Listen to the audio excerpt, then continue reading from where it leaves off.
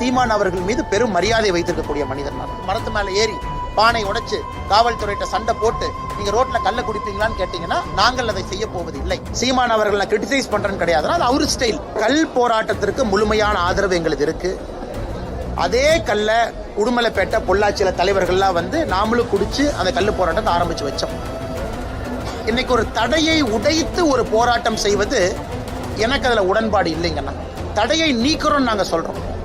ஏன்னா நாளைக்கு அண்ணன் சீமான் அவர்களாக இருக்கட்டும், யாராக இருந்தாலும் மக்கள் பிரதிநிதிகளாக அரசு இயந்திரத்துல வந்து உட்காரும் பொழுது அவங்க கையெழுத்து போட்டு டெசிஷன் எடுக்கணும்.